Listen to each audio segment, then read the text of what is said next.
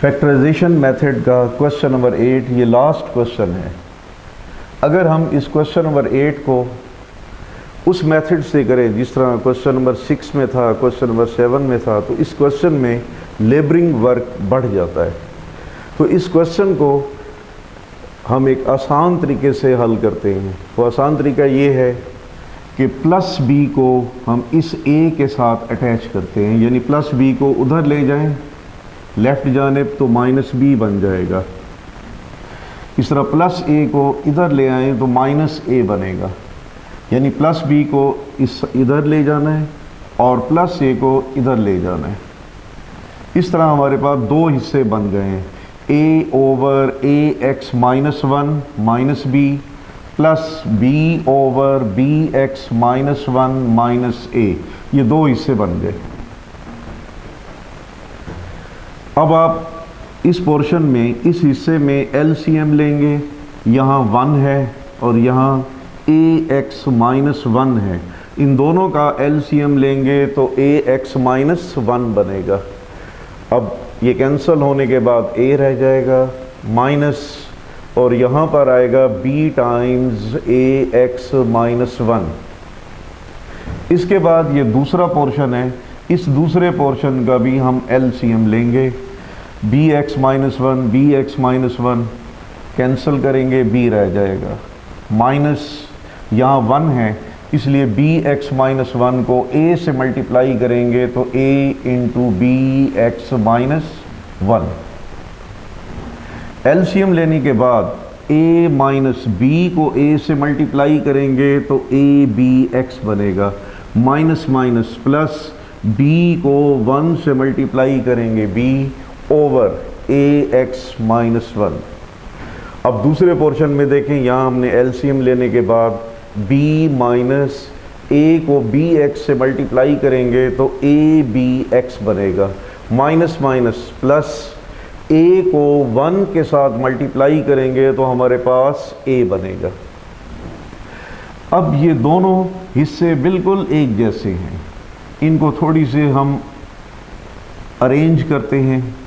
पहले हम लिखेंगे a फिर plus b minus A B x over A x minus 1।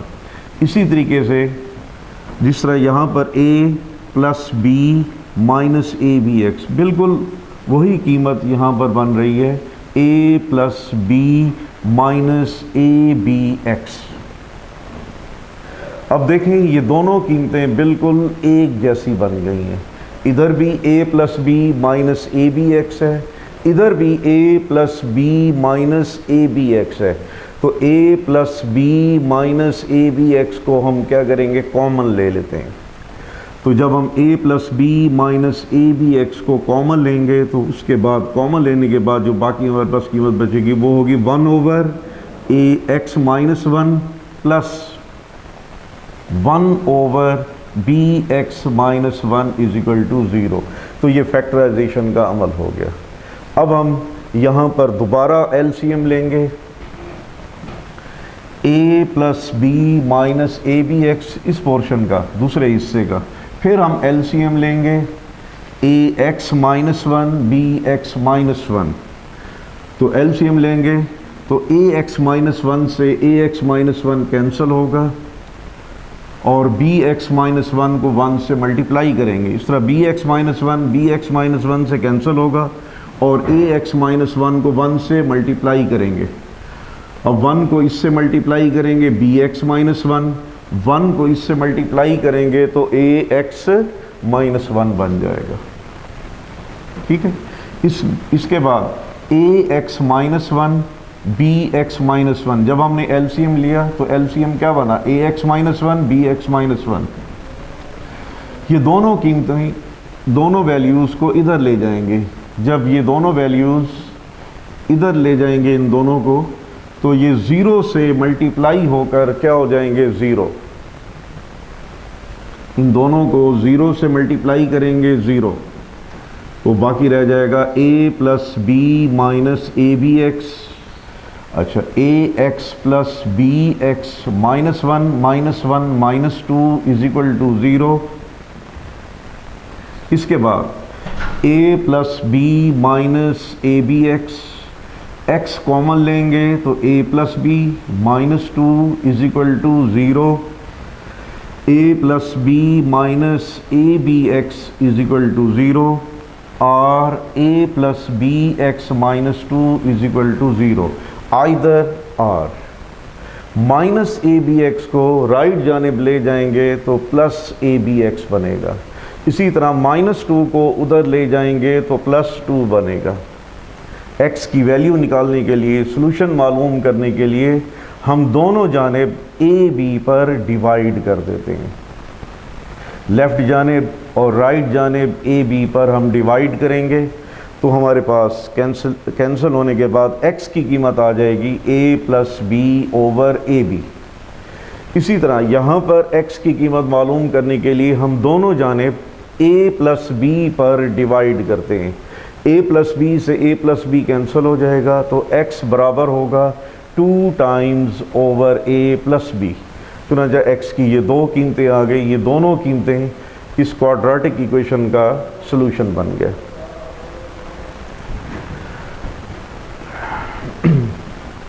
अब क्वाड्रेटिक इक्वेशन को सॉल्व करने का जो दूसरा मेथड है वो है कंप्लीटिंग स्क्वायर मेथड।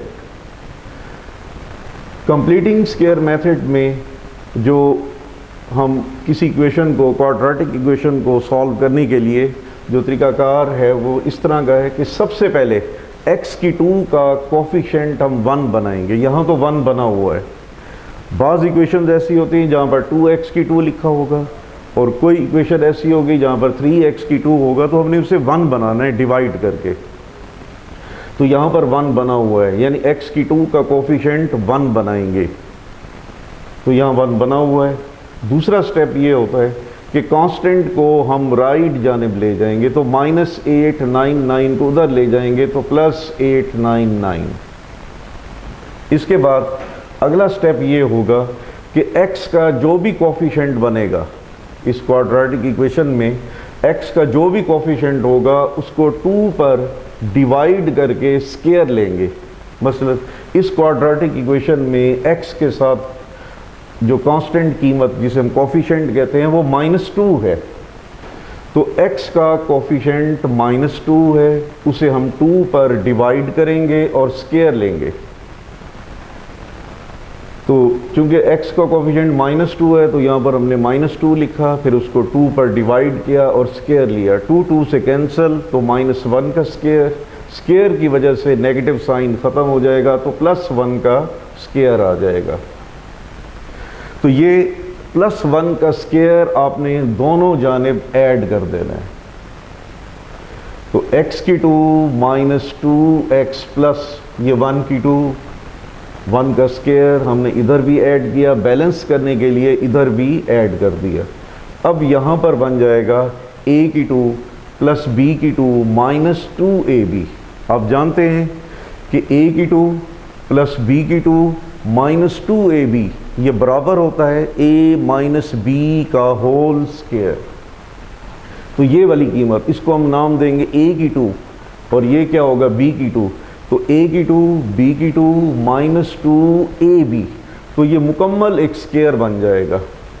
ये a की 2 है, ये b की 2 है, ये -2ab, तो a की 2 प्लस b की 2 -2ab, तो a माइनस बी का होल स्क्वायर बन जाएगा। तो ये x -1 का होल स्क्वायर बन गया। अब 899 प्लस 1 इनको प्लस करेंगे तो 900 बनेगा। स्क्वायर को ख़त्म करने के लिए दोनों जानिब हम स्क्वायर रूट लेंगे और प्लस माइनस का साइन भी लगाएंगे। स्क्वायर और स्क्वायर रूट आपस में कैंसिल, तो x -1 is equal two plus minus 900 का स्क्वायर रूट बनता है 30। इसके बाद -1 को उधर ले जाएंगे तो +1 आ जाएगा। तो x is equal to 1 plus minus 30। एक दफ़ा हम इसको प्लस के साथ सॉल्व करेंगे, एक दफ़ा माइनस के साथ हम सॉल्व करेंगे, तो दो सॉल्यूशंस बन जाएंगे, क्योंकि क्वाड्रेटिक इक्वेशन के एग्जैक्ट दो सॉल्यूशंस होते हैं। तो 1 प्लस 30 और x is equal to 1 minus 30। 1 plus 30 क्या होता है 31, 1 माइनस 30 होता है माइनस 29, चुनांचा हमारे पास सोल्यूशन बन जाएगा 31 एंड माइनस 29 बस।